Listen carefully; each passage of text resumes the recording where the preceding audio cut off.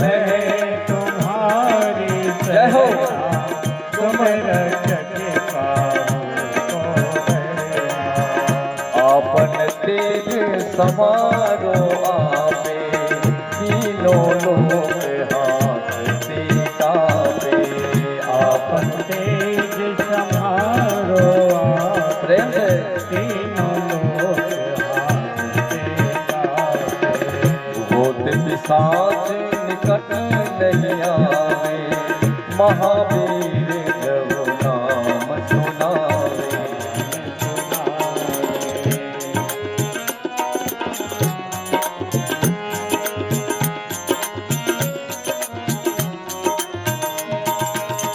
नासे रोग हरे सब पीरा, जपत निरंतर हनुमत धीरा। नासे रोग हरे सब पीरा, जपत निरंतर हनुमत वीरा। संकट ते हनुमान छुड़ावे, मन क्रम वचन ध्यान जो लावे। संकट ते हनुमान छुड़ावे, मन क्रम वचन ध्यान जो लावे। जब पर राम तपस्वी राजा, दिन के काज सकल तुम साजा।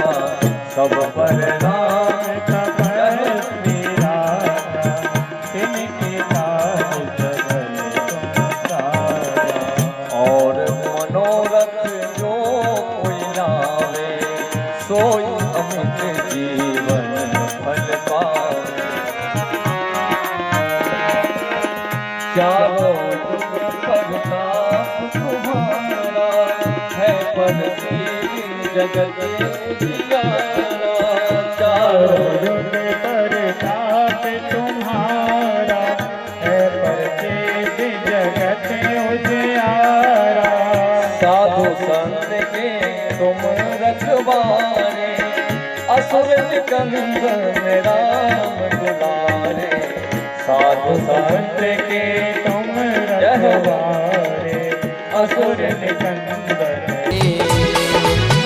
स्वागतम गुरुदेव, हम लिए खड़े हैं हाथ, हम लिए खड़े हैं हाथ। आपके स्वागत में हम लिए खड़े हैं हाथ, आपके स्वागत में। स्वागत में हाँ, स्वागत में, स्वागत में हाँ, स्वागत में हम लिए खड़े हैं हाँ। आपके स्वागत में हम लिए खड़े हैं हाँ, आपके स्वागत में।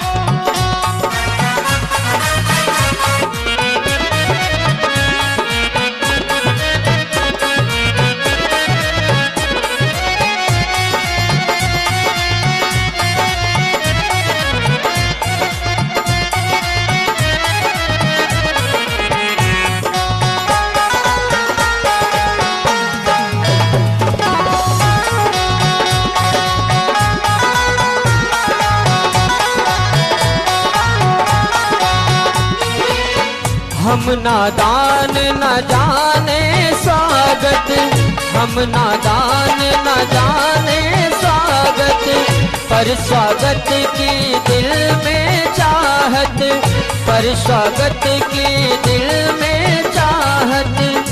यह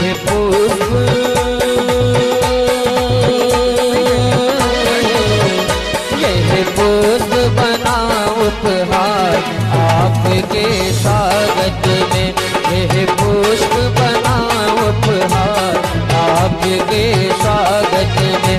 हम लिए खड़े हैं हाथ आपके स्वागत में, हम लिए खड़े हैं हाथ आपके स्वागत में, आपके स्वागत में। स्वागत में। इनके पद वंदन किए ना सही विघ्न अनेक, ना सही विघ्न अनेक। सर्वमंगल मांगल्ये शिवे सर्वार्थ साधिके, शरण्ये त्र्यंबिके गौरी नारायणी नमोस्तुते। श्री नारायणी भगवते वासुदेवाय। ओम नमो भगवते वासुदेवाय। ओम नमो भगवते वासुदेवाय। ओम नमो भगवते वासुदेवाय। वासुदेवाय वासुदेवाय वासुदेवाय वासुदेवाय वासुदेवाय वासुदेवाय वासुदेवाय। बोलो ओम नमो भगवते वासुदेवाय। ओम नमो भगवते वासुदेवाय। ओम नमो भगवते वासुदेवाय। ओम नमो भगवते वासुदेवाय। वासुदेवाय वासुदेवाय वासुदेवाय वासुदेवाय। बोलिए वासुदेवाय वासुदेवाय वासुदेवाय। जय हो। ओम नमो भगवते वासुदेवाय। ओम नमो भगवते वासुदेवाय। वासुदेवाय वासुदेवाय वासुदेवाय वासुदेवाय। ओम नमो भगवते वासुदेवाय। ओम नमो भगवते वासुदेवाय। ओम नमो भगवते वासुदेवाय। ओम नमो भगवते वासुदेवाय। भगवते वासुदेवाय। ओम नमो भगवते वासुदेवाय।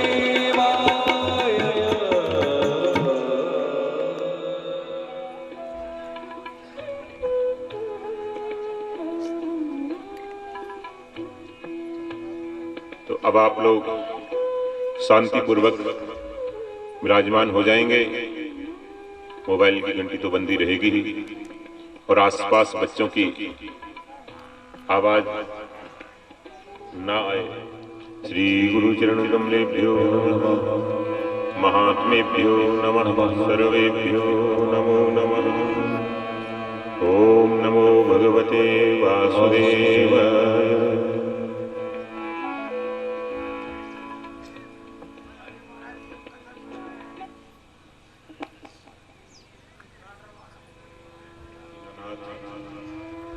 पतित पावन असरण शरण, अरक्षित रक्षक अनाथनाथ भगवान जगन्नाथ की महान कृपा है। हम लोग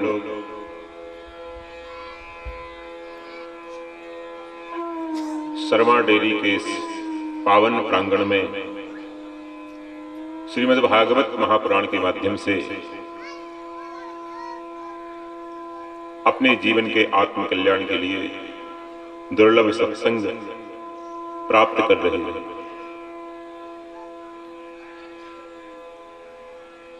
श्रीमद् भागवत का प्रथम स्कंद, जैसा कि आप लोगों ने श्रवण किया, अधिकारी स्कंद। भगवत प्राप्ति के अधिकारी महापुरुष कैसे होते हैं, उनका जीवन कैसा होता है, यह बताया। द्वितीय स्कंद साधन स्कंद है। क्या साधन हम करें, ऐसे उसमें 3 साधन बताए। तृतीय स्कंद सर्ग स्कंद है। भगवान किस प्रकार से इस सृष्टि की संरचना करते हैं, हमारे लिए कैसे इस सृष्टि को विविध प्रकार से भगवान बनाते रहते हैं ताकि जीवों का हित हो, आनंद हो। चतुर्थ स्कंध विसर्ग स्कंध, तीसरा सर्ग है तो चौथा विसर्ग है, विशेष सर्ग है। विसर्ग माने विशेष सर्ग। एक सृष्टि तो ब्रह्मा जी के द्वारा निर्मित होती है और एक सृष्टि महापुरुषों के दिव्य जीवन से निर्मित होती है, वह विशेष सर्ग है।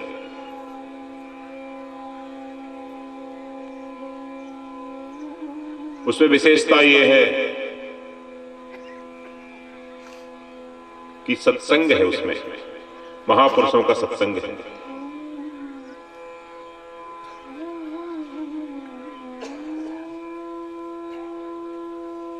तो चतुर्थ स्कंध विसर्ग स्कंध है।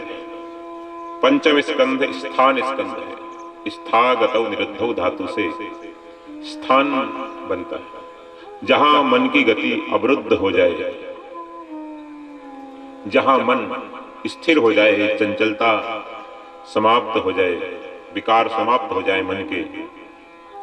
महापुरुषों के चरित्र में, महापुरुषों के जीवन में यह पंचम स्कंध का विषय है, स्थान स्कंध। षष्ठम स्कंध पुष्टि स्कंध है। पोषणम तदनुग्रहम, भगवान की कृपा से जीव का पोषण होता है, उद्धार होता है, पापी का भी उद्धार होता है। ये षष्ठम स्कंध में बताया है। अजामिल जैसे पापी का भी, वृत्तासुर जैसे असुर का भी उद्धार भगवान की कृपा से होता है। ये षष्ठम स्कंध बताया। पुष्टि स्कंध, पोषण स्कंध, पोषणम तदनुग्रहम। सप्तम स्कंद ऊती स्कंद है। ऊतया है कर्म वासना।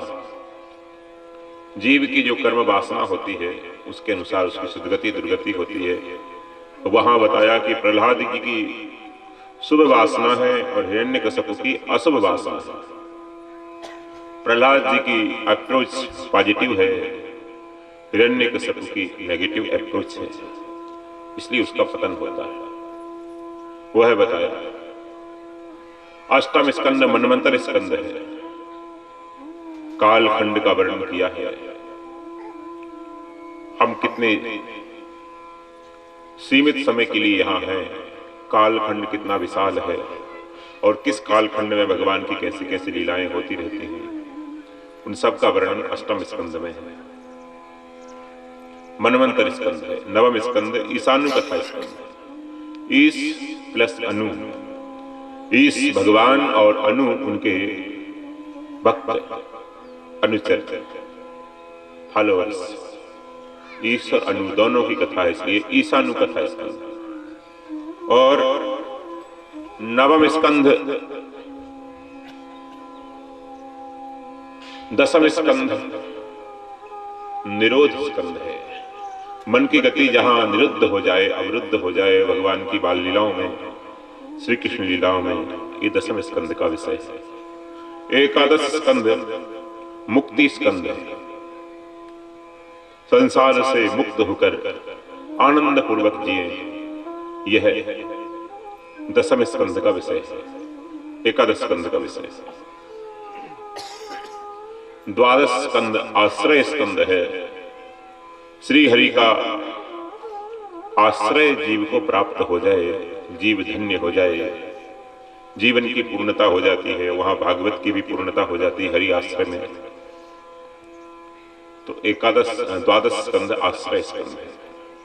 ऐसे ये 12 स्कंद हैं, इसके 12 पार्ट हैं।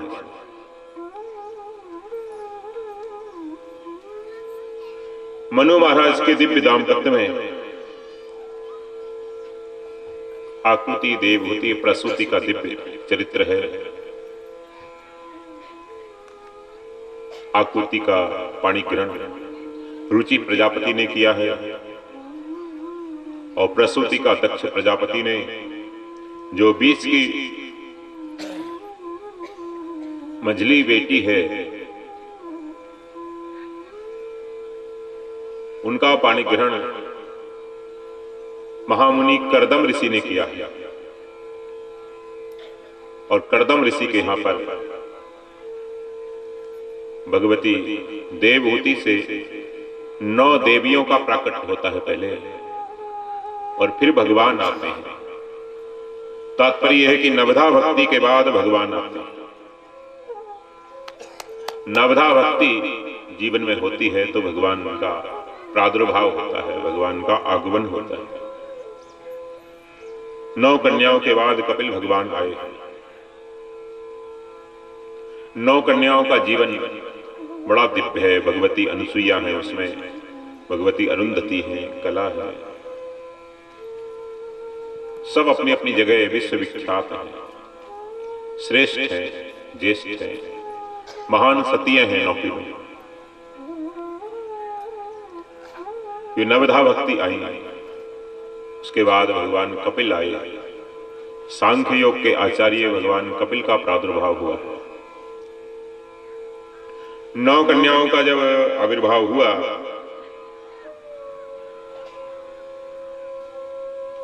ब्रह्मा जी ने सोचा कि ये ऋषि बेचारे 9 कन्याओं का विवाह करने के लिए 9 वर्ष तक प्रयास करते रहेंगे कम से कम, तो इनका ये भार मैं ले लेता हूं। भगवान ने उनका भार ले लिया। ब्रह्मा जी आए, 9 ऋषियों को साथ में ले आए। एक साथ एक मंडप में 9 कन्याओं का 9 ऋषियों के साथ ब्रह्मा जी ने विवाह करा दिया। जो भगवत समर्पित हैं उनके गृह कार्य भी भगवान अपने आप स्वतः कराते हैं। आगे आकर ये करदम ऋषि का जीवन शिक्षा देता है। गृहस्थ में रहते हुए भी अगर समर्पित है, चिंता मुक्त है, तो उसके गृहस्थ के कार्य योगक्षेम भी भगवान वहन करते हैं। योगक्षेमं वहाम्यहम्। अनन्यास चिन्तयन्तो मां ये जनः पर्युपासते तेषां नित्याभियुक्तानां योगक्षेमं वहाम्यहम्। अनन्य भक्त के योगक्षेम भगवान स्वयं वहन करते हैं। 9वें अध्याय में शायद 26वें श्लोक है। अन्यम न भजति साजन्य, दूसरे का आश्रय न हो, अनन्य शरणागति हो, करदम ऋषि जैसा जीवन हो निर्बल, तो भगवान उनके गृहस्थ के कार्य भी आकर स्वयं साधते हैं, पूरा करते हैं। करदम जी के साथ भी ऐसा ही हुआ है। 9 की 9 कन्याओं का विवाह है, 9 ऋषियों के साथ करा दिया। कपिल भगवान थोड़े से बड़े हुए, कपिल भगवान से आज्ञा लेकर महर्षि करदम वन को चले गए। वन में जाना चाहिए प्रौढ़ावस्था के बाद, जब वृद्धावस्था शुरू हो जाए तो क्यों जाना चाहिए? भगवत प्राप्ति के लिए जाना चाहिए। लेकिन सवाल यह है कि घर में ही भगवान आ गए, अब वन जाने की आवश्यकता क्या है? करदम ऋषि साधारण नहीं है, पहले ही भगवत प्राप्त महापुरुष हैं। गृहस्थ में आने से पहले भगवत साक्षात्कार कर चुके हैं और भगवान की आज्ञा से ही गृहस्थ में आए हैं, लेकिन फिर भी वन में जा रहे हैं। वन में क्यों जा रहे हैं? यही तो विचारणीय बात है। कभी कभी कुपुत्र होता है तो आदमी वन की तरफ चला जाता है, वैराग्य हो जाता है, लेकिन सुपुत्र होता है तो वहां आसक्ति छूटती नहीं, वहां पर अटैचमेंट ज्यादा होती है। तो गृहस्थों को शिक्षा दी है कि कितना ही सुपुत्र हो, कितना ही संत हृदय का हो, कपिल जैसा क्यों ना हो, पिता को चाहिए, माता को चाहिए, उसमें आसक्ति ना करें, उससे मुक्त हो जाए। तो कपिल भगवान का प्रादुर्भाव हुआ है, फिर भी ये घर में नहीं रहते, चले जाते हैं। माता देवहूति भगवान कपिल का जो संवाद है, यह भागवत में कपिल गीता के नाम से बड़ा प्रसिद्ध आख्यान है। कभी कभार इसमें स्वतंत्र चर्चा हम करें कपिल गीता पर। 7 दिन में कपिलोपाख्यान बहुत सुंदर है, बड़ा सारगर्भित है। कपिल गीता, देवहूति कपिलोपाख्यान, ये बड़ा ज्ञानवर्धक आख्यान है। भक्ति योग, ज्ञान योग, कर्म योग से पूर्ण है। ध्यान योग करने वालों के लिए तो ये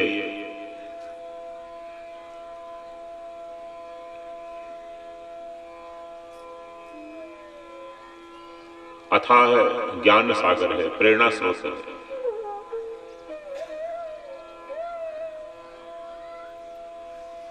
माता देवहूति कहती है, प्रभु आप मेरे पुत्र बनकर आ गए, लेकिन कहीं आप में मेरी आसक्ति ना हो जाए। आपके पिता तो त्यागी हैं, आपके पिता तो मुक्त हो गए, लेकिन मेरी भी मुक्ति होनी चाहिए।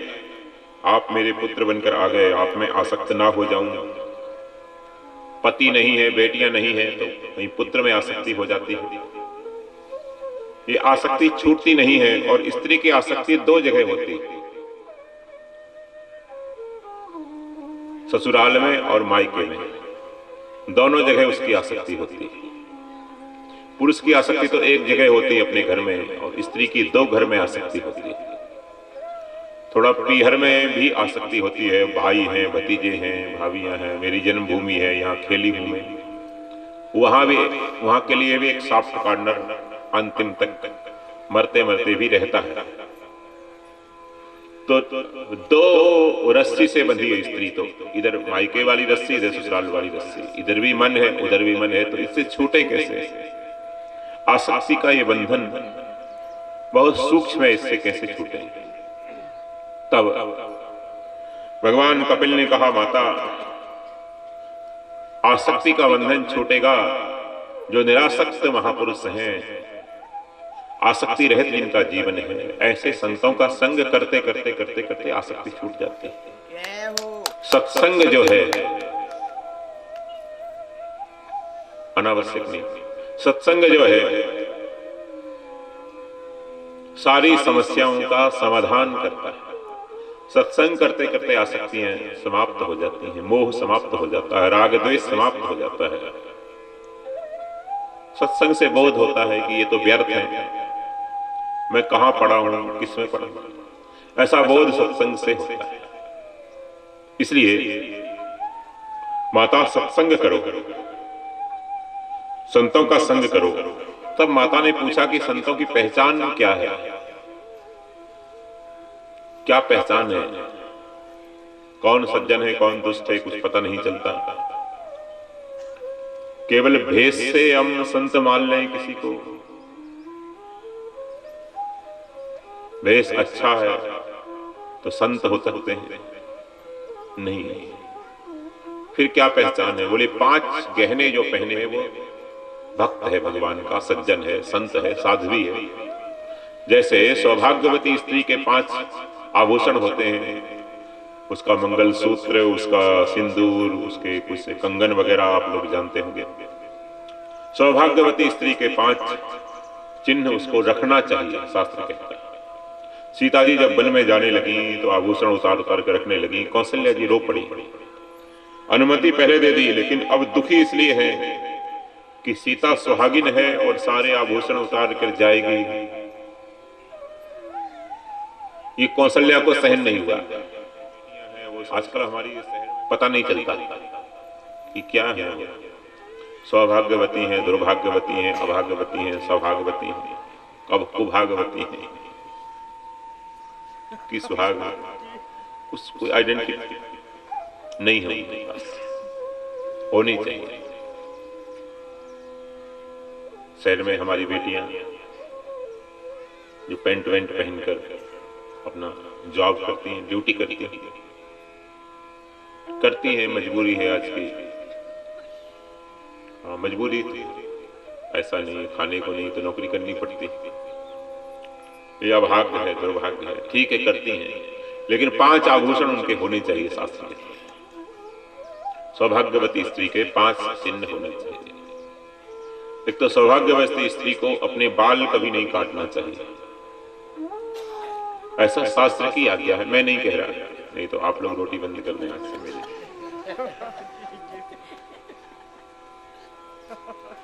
हाँ, वो भी खतरा है। शास्त्र कहता है सौभाग्यवती स्त्री को केशोच्छेदन नहीं करना चाहिए। तो उसके 5 चिन्ह होते हैं, सिंदूर होता है, मंगलसूत्र होता है, कंगन होते हैं, ये सब होते हैं, रखना चाहिए इसको। तो सीता जी ने कौशल्या माँ की प्रसन्नता के लिए वो 5 आभूषण रखे, वही सुग्रीव को देख के गिराए हैं और वो फिर सुग्रीव ने भगवान को दिए हैं, ऐसी कथा आती है। तो ऐसे ही साधु की पहचान है सौभाग्यवती स्त्री की तरह, उसके भी 5 गहने पहने होगा जो वो साधु होगा, 5 आभूषण होंगे। कौन कौन से 5 आभूषण? कोई सोने चांदी के हैं? नहीं, 5 गुण उसके 5 आभूषण हैं। सबसे पहला उसकी सहनशीलता।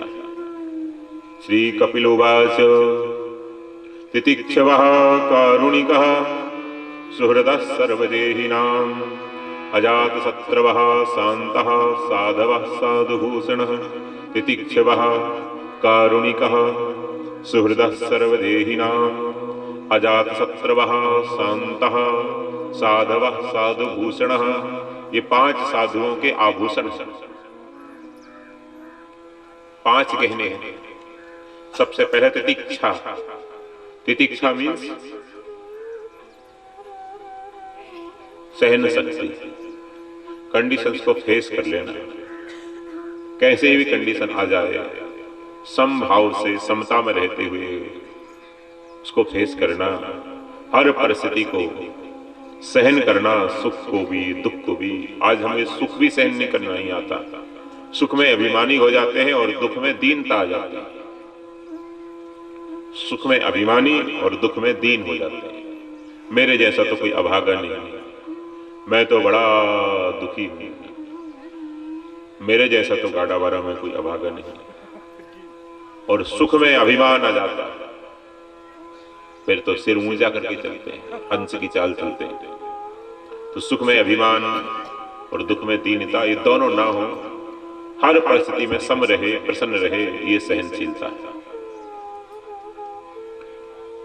पंजाब में लुधियाना में हम एक घर भोजन करने गए, माताजी ने बुलाया, आग्रह था, जाते नहीं घर घर, आप लोग तंग मत करना।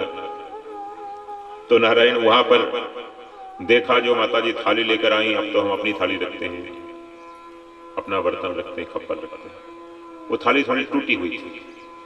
मैंने कहा टूटे बर्तन घर में नहीं रखना चाहिए, टूटे बर्तन में भोजन नहीं कराना चाहिए किसी से। तो दूसरी थाली लेकर आई, वो भी थोड़ी टूटी है। तीसरी लेकर आई, हाथ धो गई, हो गई टूटी। नई नई थालियां। बात क्या है? बोले महाराज हमारी बहू है, वो बहू इतनी गुस्सैल है कि रसोई में थाली, हाथ में थाली पटक देती है।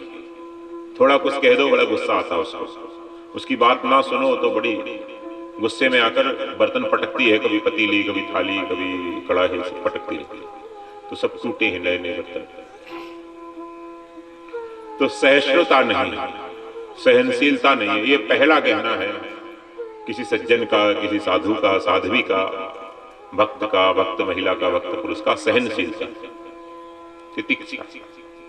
आप सहन करोगे सुख दुख को अपना ही, किस आधार पर सहन करोगे? हमारी ही क्रिएशन है ये हमारा ही कर्म है, उसका फल हमको मिल रहा है। तो पुराना तो सहन कर लो, भोग लो, और नया मत करो।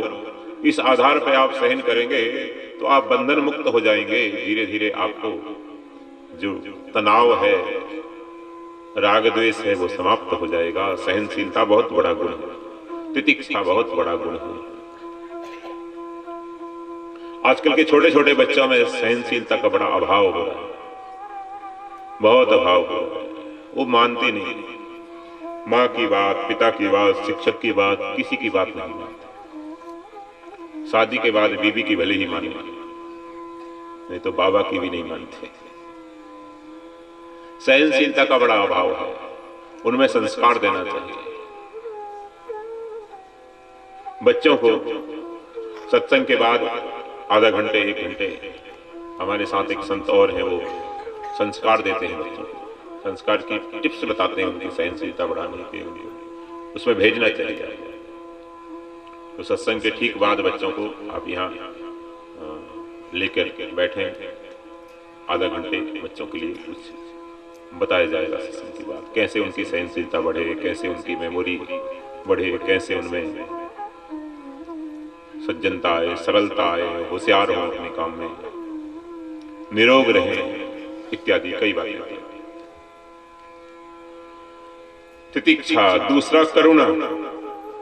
दुखी को देखकर हृदय करुणित हो वह संत है, और दुखी को देखकर हृदय कठोर रहे तो वह दुष्ट है। दुष्ट की और सज्जन की ये दूसरी पहचान है। असहनशीलता दुष्ट की पहचान है, दूसरी दुष्ट की पहचान है कठोरता, और सज्जन की पहचान है करुणा। हृदय करुणित रहे, हृदय आर्द्र हो जाए दूसरे का दुख देखकर, पर दुख दुखी, पर सुख सुख देखे पर। संतों के लक्षण बताए हैं उत्तरकांड में। दूसरे के दुख में दुखी है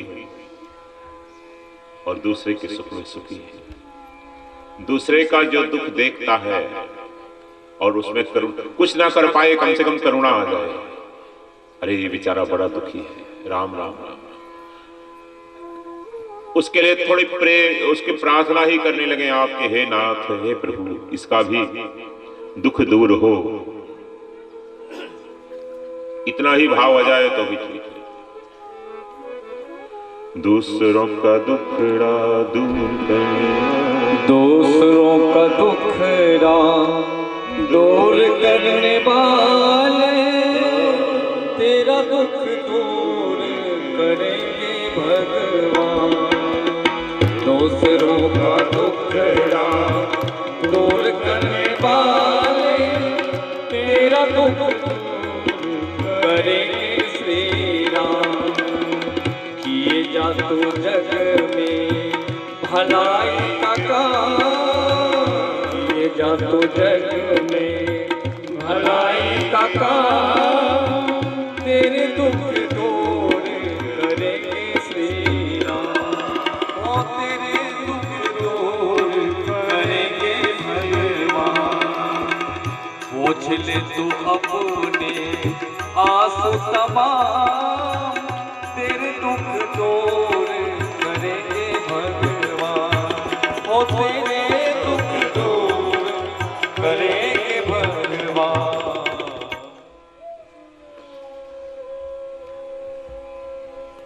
सहनशीलता, उसके बाद फिर करुणा। सहनशील बन गए आप, सुख दुख में समता आ गई, इसके बाद फिर करुणा, प्राणियों के प्रति दया भाव, करुणा भाव, जीव दया, ये सज्जनों का, ग्रस्त संतों का लक्षण है। ग्रस्त में भी संत हैं, लेकिन कैसे पहचाने, बोले इन 5 लक्षणों से पहचाने। बहनों में भी कोई संत हो सकती हैं, घर में रहते हुए वही वस्त्र हैं, वही भाइयों के पैंट शर्ट हैं, और फिर भी उनमें साधुता है, तो ये 5 लक्षण। तो दूसरा करुणा, आप जा रहे हैं कहीं से, कोई दुखी प्राणी देखा, तुरंत करुणा आ जाए, उसको देखकर हृदय पिघल जाए, समझे आपकी भक्ति बढ़ रही है। और किसी को दुखी देखकर आप उल्टा ऐसा सोचें कि अच्छा है, मरने दो, अपने कर्मों का फल भोग रहा है, अच्छा हुआ, अच्छा हुआ, मरने दो इसको, बहुत अकड़ता था ये, अच्छा हुआ, तो समझो ये दुष्टता है, हृदय अभी कठोर है, अंतःकरण अशुद्ध है, ये पहचान है। दुखी को देखकर करुणा और सुखी को देखकर मैत्री, मैत्री माने प्रसन्नता, सुखी को देखकर प्रसन्नता आ जाए। क्या प्रसन्नता की, वाह वाह, बहुत अच्छा, इसका बड़ा अच्छा घर है, बड़ा अच्छा इसका जीवन है, बड़ा अच्छा स्वास्थ्य है, भगवान सबको ऐसा ही दे, भगवान सबको ऐसा ही दे, सर्वे भवन्तु सुखिनः सर्वे सन्तु निरामयाः। यह भाव आ जाए सुखी को देखकर, प्रसन्नता का, दुखी को देखकर करुणा का, तो करुणा दूसरा गुण है। तीसरा गुण है सुहृदा सर्वदेही नाम, संपूर्ण प्राणियों का भला चाहे, जो बुरा करता है उसका भी भला चाहे, सबका भला हो जाए, सबका भला, सबका भला करो भगवान, सबका भला करो भगवान, सबका भला, सर्वे भवन्तु सुखिनः।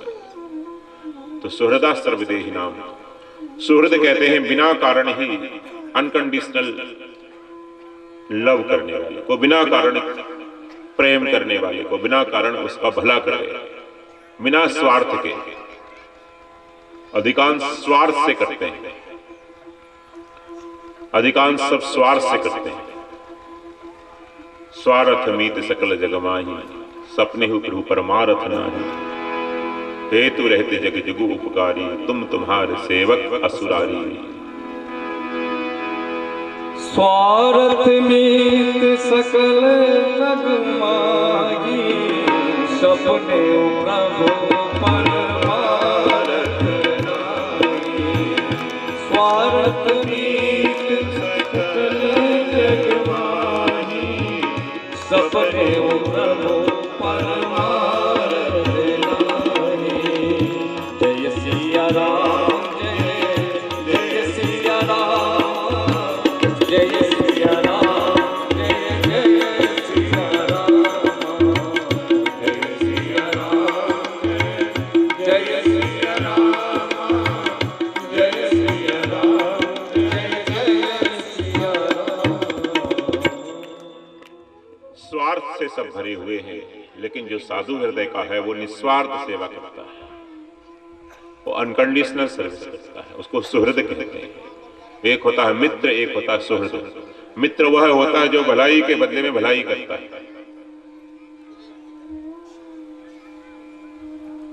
भलाई के बदले में भलाई करे वह मित्र। लेकिन बिना भलाई के, बिना कारण के, अकारण ही भला करे वह सुहृद है। सुहृद सुंदर हृदय वाला, सुष्ठु हृदय है उसका। ये तीसरा लक्षण, तितिक्षवः कारुणिकः सुहृदा सर्वदेही नाम। चौथा है अजात शत्रुवः, अजात शत्रु। अजात, जात कहते हैं जन्म लेने को, और ऐसा माने भगवान का भक्त कि मेरे शत्रु को अभी तक किसी माँ ने जन्म दिया ही नहीं, अनबॉर्न है अभी तक। अभी तक मेरा दुश्मन गॉर्डरवारा में क्या पूरे संसार में पैदा ही नहीं हुआ, अभी तक जन्म नहीं लिया। जब जन्म लेगा फिर बढ़ेगा फिर देखा जाएगा, अभी से क्यों टेंशन ले। उसको अजात शत्रु कहते हैं। युधिष्ठिर महाराज का एक नाम अजात शत्रु था। दुर्योधन को भी सुयोधन कहते थे, वो कहते थे दुर्योधन थोड़ा हार्ड शब्द, इसलिए सुयोधन कहते, सुयोधन। अजात शत्रु, अजन्मा है अभी हमारा शत्रु, अभी तक जन्म ही नहीं लिया, हम क्यों डरें किसी शत्रुता रखें। अजात शत्रु है, किसी के प्रति नेगेटिव अप्रोच नहीं, किसी की बुरा करने की भावना ही नहीं, सबका अच्छा करता है। तीसरा गुण बताया। चौथा, सबका किसी का बुरा करने की उसमें मनसा नहीं होती, नियत नहीं होती, भाव नहीं होता। अजात शत्रु, और किसी से भय भी नहीं है। अजात शत्रु में तो निर्भय है, सुखी है, टेंशन फ्री है। अजात शत्रु है, सुख की नींद सोता है, कोई शत्रु नहीं, कोई बैरी नहीं है। कहते हैं जिसके ऊपर कोई कर्जा ना हो, जिसका कोई बैरी ना हो, जिसके शरीर में कोई रोग ना हो, वो तो सुख की नींद सोता है, आराम से सोता है। तो चौथा लक्षण ये है अजात शत्रु। पांचवा लक्षण ये है शांत प्रकृति है, शांता। बहुत जल्दी उत्तेजित नहीं होता, बहुत जल्दी रिएक्ट नहीं करता, अशांति नहीं रहती उसको, शांति। अशांति का जो कारण था कामना वासना, वो कामात क्रोधो भी जायते, इच्छाएं, कामनाएं, वासनाएं, लोकेशना, वित्तेषणा, पुत्रेषणा, वो समाप्त हो गई, तो फिर अशांति क्यों होगी। फिर वो जल्दी एक्साइट नहीं करता, बहुत जल्दी उत्तेजित नहीं होता, बहुत जल्दी रिएक्ट नहीं करता, ये चौथा लक्षण, पांचवा लक्षण है शांत। तितिक्षवः कारुणिकः सुहृदः सर्वदेहिनां अजात शत्रवः शान्तः साधवः साधुभूषणः। ये साधुओं के आभूषण हैं, साधुओं के ये 5 गहने हैं, 5 गहने साधुओं के। बस फूल रख दीजिए और कुछ नहीं, फूल के अलावा और कोई स्वीकार। कार्यकर्ता ऐसा रखें कि बीच बीच में ना भेजें, एक साथ आरती के समय आ जाएंगे, बीच बीच में नहीं आएंगे लोग। तो ये 5 लक्षण हैं, 5 गहने, साधवा साधुभूषण। ये 5 आभूषण हैं, कहां ध्यान है? कहां ध्यान? ज्यादा है। ये 5 आभूषण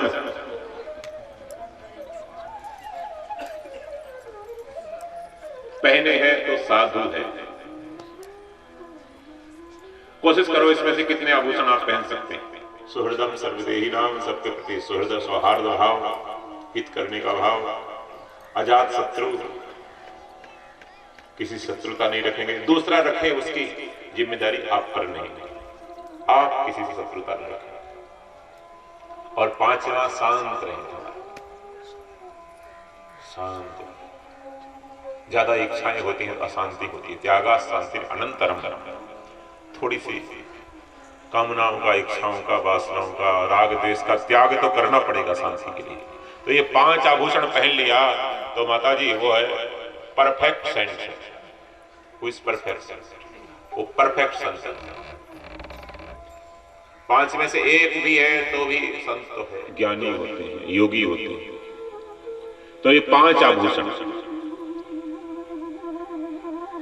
ये आभूषण ऐसे हैं कि ये आंतरिक हैं, कि उसका संग करोगे तब पता चलेगा कि कितना उसमें सहनशीलता है।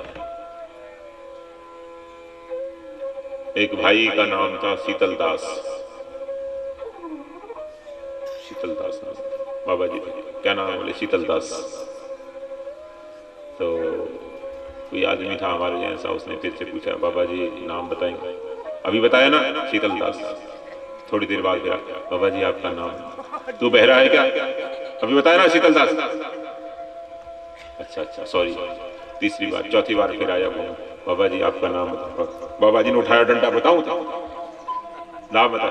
बोले बाबा जी क्षमा करना, आपका नाम शीतलदास नहीं, आपका नाम उष्णदास है। उष्णदास, गरम दास, शीतलदास नहीं है। आपकी शीतलता 4 बार नाम पूछने में ही चली गई, 4 बार कुछ कह दिया सास ने, उसी में शीतलता चली गई आपकी। नाम शीतल,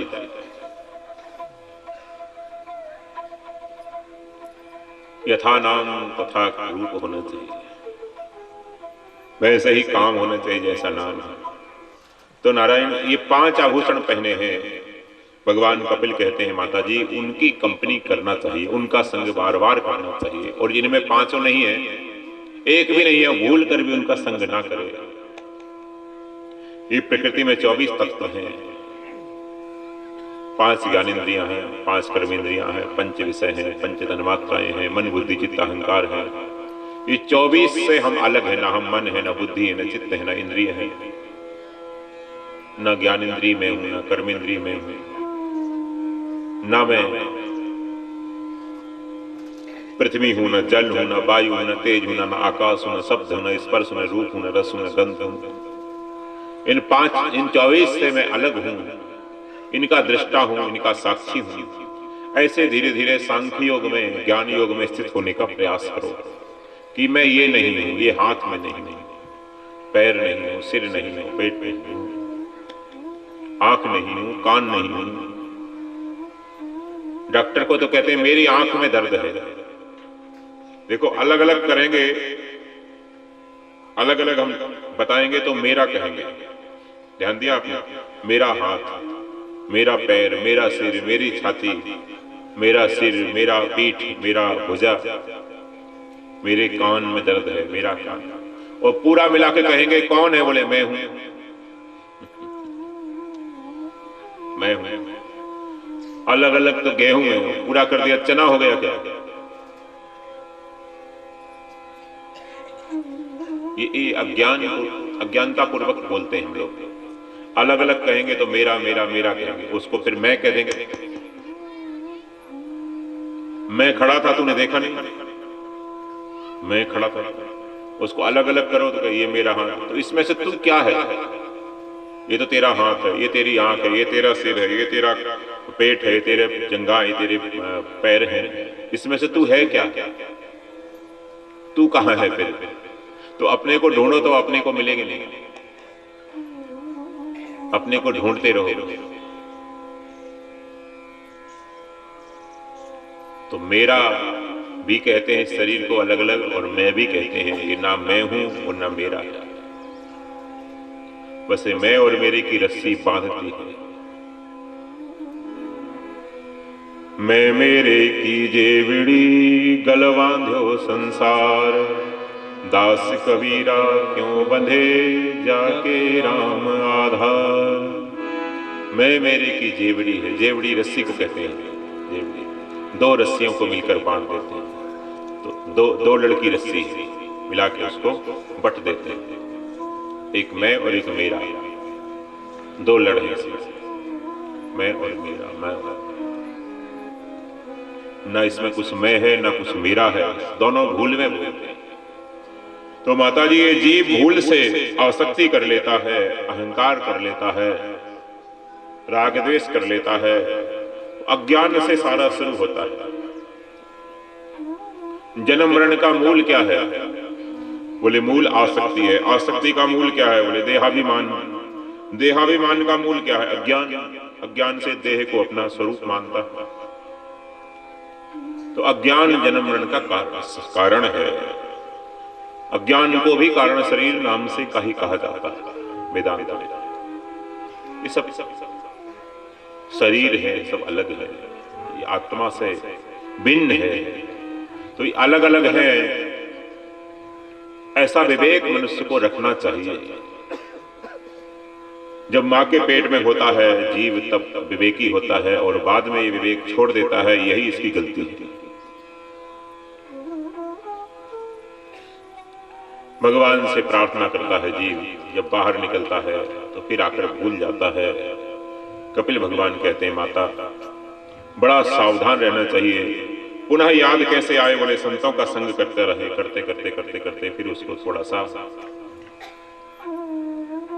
ध्यान आ जाता है, थोड़ी अवेयरनेस आ जाती है कि ये मैं नहीं, ये मेरा नहीं है, ये मेरा लक्ष्य नहीं है, जो कर रहा हूं, जहां जा रहा हूं, ये मेरी मंजिल नहीं है। यहाँ तो दुख ही दुख है, टेंशन है। ये केवल लिखा नहीं, भागवत में मेरा भी अनुभव है। तो सत्संग से जागृति आती है, अवेयरनेस आती है, और वो वहां से यू टर्न ले सकता है, साधक बन सकता है विषय से, और फिर उसका उद्धार हो जाता है। इसलिए माता जी सत्संग करते रहें, भगवान की भक्ति करते रहें। बड़े विस्तार से वर्णन किया है चतुर्थ स्कंध में। यह माता देवहूति का शरीर अलग हो गया, चेतना अलग हो गई। चेतना भगवान कपिल में समा गई है। उनके देह से नदी बनकर निकली है, प्रेम रूपी नदी, भगवत प्रेम रूपी नदी। उस प्रेम रूपी नदी में समा गई है भगवती देवहूति का देह, और ये तो भगवान में मिल गई हैं। भगवान कपिल गंगा सागर को चले गए हैं। यहाँ तृतीय स्कंध विराम लेता है संक्षेप में। द्वारिकाधीश भगवान की चतुर्थ स्कंध विसर्ग स्कंध है, बड़ा सुंदर स्कंध है। 31 अध्याय है, 31 चैप्टर, बहुत सुंदर है। चारों पुरुषार्थों का वर्णन चतुर्थ स्कंध में है। धर्म अर्थ काम मोक्ष। पहले 7 अध्याय में सती चरित्र से, दक्ष चरित्र से धर्म पुरुषार्थ का वर्णन है। 7 अध्याय में क्यों है? क्योंकि धर्म का प्रधान रूप यज्ञ है, और यज्ञ सप्त तंतुमय होता है। इसलिए 7 अध्यायों में धर्म पुरुषार्थ का वर्णन है। फिर 5 अध्याय में ध्रुव चरित्र से अर्थ पुरुषार्थ का वर्णन है। अर्थ तो चाहिए, ध्रुव जी को अर्थ चाहिए, राज्य चाहिए, लेकिन केवल भगवान से ही चाहिए, ऐसे अर्थार्थी भक्त का प्रकरण है, तो वो अर्थ पुरुषार्थ है। और फिर 11 अध्याय में पृथु चरित्र से काम पुरुषार्थ का वर्णन किया गया। 11 अध्याय में इसलिए किया है क्योंकि मनुष्य 11 इंद्रियों से ही काम पुरुषार्थ पूरा करता है। 5 ज्ञानेंद्रियां, 5 कर्मेंद्रियां और 1 मन। 5 अध्याय में ध्रुव चरित्र से अर्थ पुरुषार्थ का वर्णन यह है कि 5 विषयों का ही अर्थ मनुष्य चाहता है अधिकांश। और उसके बाद अंतिम 8 अध्यायों में मोक्ष पुरुषार्थ का वर्णन है नारद पुरंजनोपाख्यान के माध्यम से।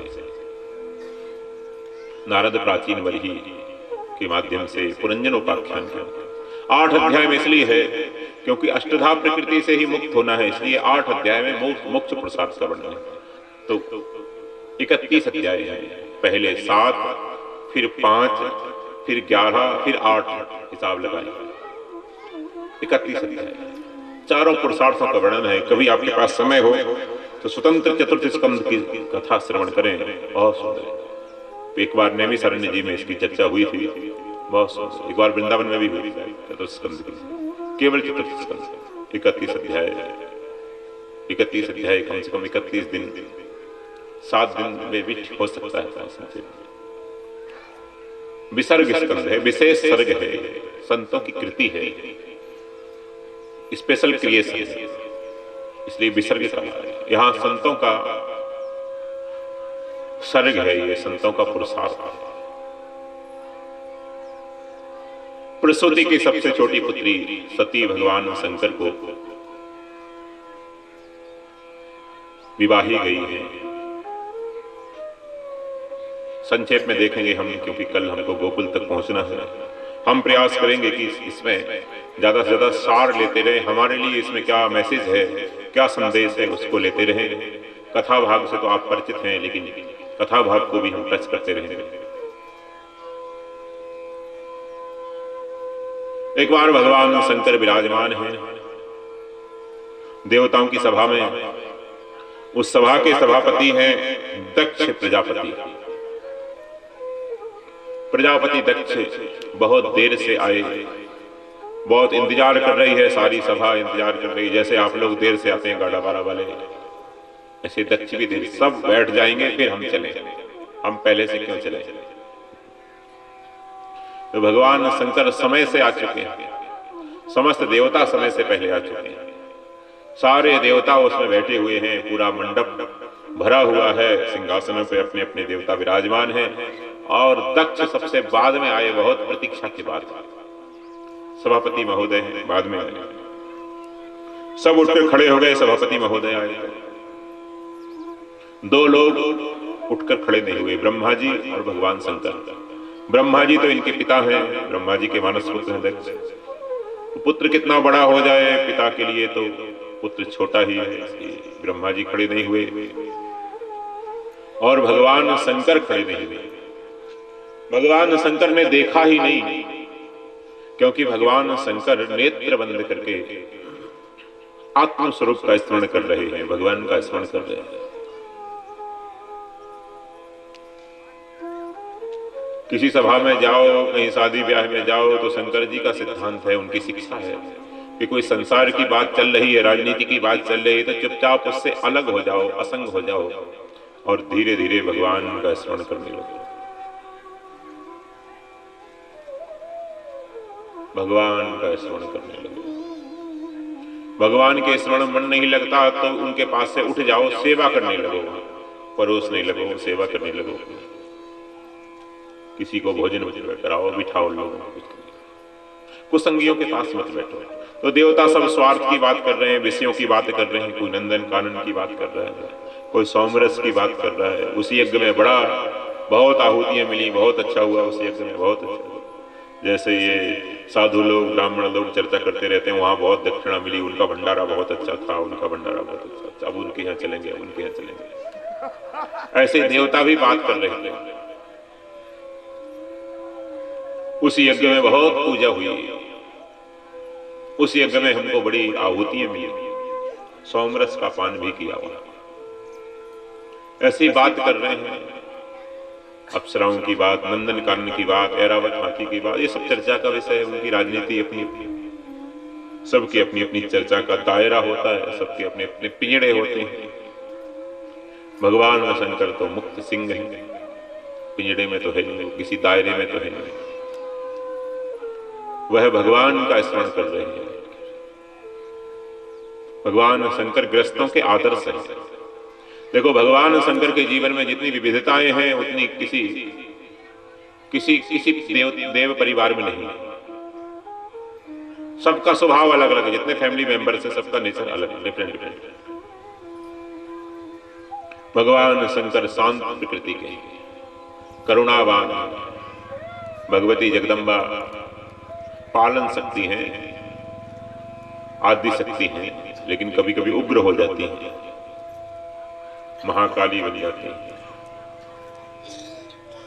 गणेश जी का स्वभाव पूजा प्रिय है, भोग प्रिय है। कार्तिकेय का स्वभाव ध्यान प्रिय है, ध्यान करना। योगियों के आचार्य।